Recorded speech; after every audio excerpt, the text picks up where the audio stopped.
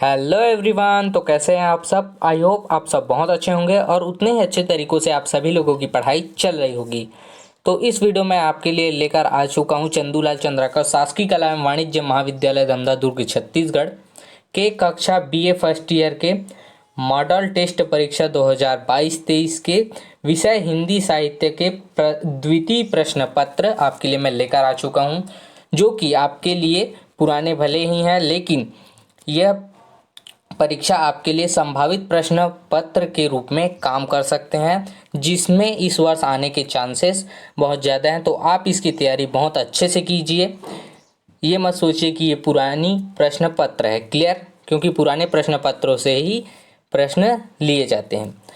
तो चलिए शुरू करते हैं। तो यहाँ पे आप देख सकते हैं समय 2 घंटा है, अंक 10 अंक है। टिप यहाँ पे दिया हुआ है, निम्नलिखित प्रश्नों में से प्रथम प्रश्न पत्र से 2 एवं द्वितीय प्रश्न पत्र से 2 प्रश्नों का उत्तर आपको देना है, क्लियर। प्रश्न पहला है यहाँ पे, आकाशदीप या पर्दा कहानी का सारांश अपने शब्दों में आपको लिखना है। जो कि आकाशदीप या पर्दा कहानी का सारांश अपने शब्दों में आपको लिखना है।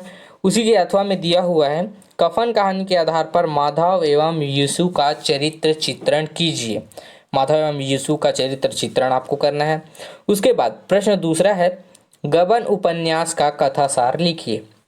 जो कि गबन उपन्यास है, जो कि प्रेमचंद या फिर जीवन का उपन्यास लगता है मुझे, उसका आपको कथासार लिखना है। और अथवा में दिया हुआ है उसी का, चीफ की दावत कहानी के उद्देश्य पर आपको प्रकाश डालना है। एक संक्षिप्त वर्णन लंबी चौड़ी करना है उसके चीफ की दावत कहानी के उद्देश्य पर। उसके बाद प्रश्न तीसरा है यहाँ पे, गदल कहानी के कथानक अपने शब्दों में आपको लिखना है।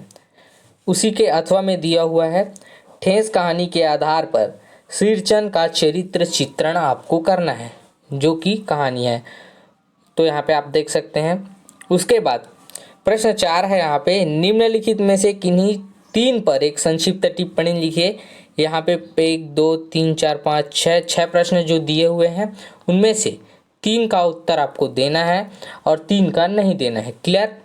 तो यहाँ पे आप देख सकते हैं। तो इनमें से पहला है, उपेंद्र नाथ अस्क की भाषा शैली पर आपको संक्षिप्त टिप्पणी लिखी है कि उसकी भाषा शैली किस थी, कैसे थी, इसके ऊपर, क्लियर।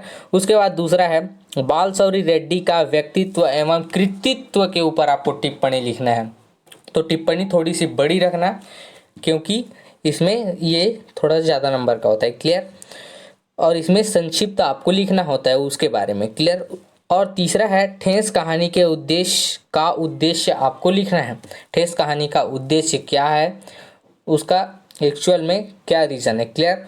उसके बाद चौथा है, शिवानी की कथा साहित्य पर प्रकाश आपको डालना है। यहाँ पे आपको प्रकाश डालने बोल दिया, मतलब आपको पूरी लंबी एक कहानी जैसे लिखना है, मतलब संक्षिप्त में उसका वर्णन करना है पूरा, क्लियर। उसके बाद पांचवा है, हिंदी कहानी की आरंभिक कहानियों के नाम लिखिए। आपको हिंदी कहानी की आरंभिक कवियों के नाम लिखिए, उनकी रचनाओं के आपको नाम लिखना है, जो भी हुए हैं उनके आपको नाम लिखने हैं। यहाँ पे छठवा है, गबन उपन्यास के प्रमुख पात्र जालपा का चरित्र आपको चित्रण करना है। गबन उपन्यास के प्रमुख पात्र जालपा का, क्लियर। उसके बाद प्रश्न 5 है यहाँ पे, प्रश्न 5 है, निम्नलिखित में से किन्हीं 12 प्रश्नों का उत्तर संक्षिप्त में दीजिए, क्लियर। तो यहाँ पे आप देख सकते हैं, यहाँ पे कुल यहाँ पे 18 प्रश्न दिए हुए हैं और उनमें से 12 प्रश्नों के उत्तर देने हैं और आपको 6 के नहीं देने हैं, क्लियर।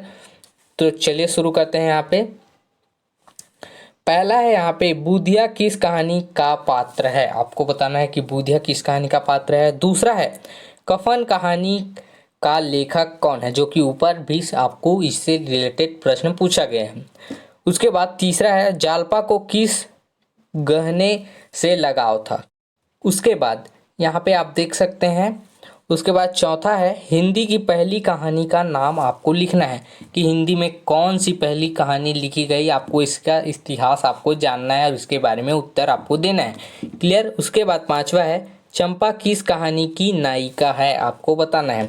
उसके बाद छठवा है, गदल कहानी के लेखक कौन है। उसके बाद प्रश्न 7 है यहाँ पे, कहानी के कितने तत्व होते हैं उन तत्वों को लिखना है। क्लियर। उसके बाद प्रश्न 8 है यहाँ पे, उपन्यास सम्राट किसे कहा जाता है। तो सबसे ज़्यादा जिसने उपन्यास लिखे होंगे उनको उपन्यास सम्राट कहा जाता है, उसका नाम आपको लिखना है। उसके बाद प्रश्न 9 है, गदल के बेटे का नाम आपको लिखना है। उसके बाद प्रश्न 10, आकाशदीप कहानी के कहानीकार का नाम आपको लिखना है। प्रश्न 11 है यहाँ पे, बालशौरी रेड्डी किस प्रांत के रहने वाले हैं आपको बताना है। बालशौरी रेड्डी जो कि उत्तर दक्षिण में रेड्डी आपको सरनेम लिखते हुए दिखाई दे जाएंगे। उसके बाद प्रश्न 12 है यहाँ पे, शिवानी के जन्म स्थान का नाम लिखिए। उसके बाद प्रश्न 13 है यहाँ पे, प्रेमचंद द्वारा रचित कहानी का नाम आपको लिखना है। तो प्रेमचंद द्वारा कम से कम 350 कहानियाँ एक ही उपन्यास में रची गई हैं। उसके बाद प्रश्न 14 है यहाँ पे, एक आंचलिक कथाकार का नाम लिखिए। उसके बाद 15 है यहाँ पे, प्रश्न 15, गदल ने किससे पुनः विवाह किया है, आपको उसका उत्तर देना है। उसके बाद प्रश्न 16 है यहाँ पे, रमानाथ की पत्नी का क्या नाम है। उसके बाद प्रश्न 17, जौहरा किस रचना की पात्र है। उसके बाद प्रश्न और आपका आखिरी प्रश्न है यहाँ पे, उपेंद्र नाथ अश्क की किसी एक रचना का आपको नाम लिखना है। क्लियर।